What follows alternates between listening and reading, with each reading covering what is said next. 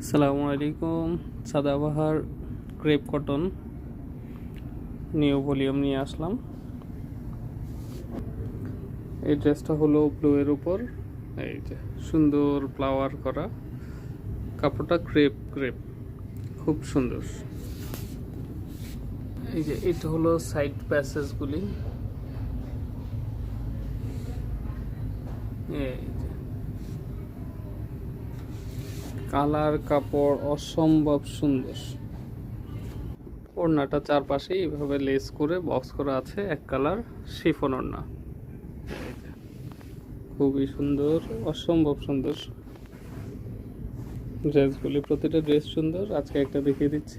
প্যান্টগুলিও same fabrics, same print, আর নিচে কাজটা দেওয়া আছে।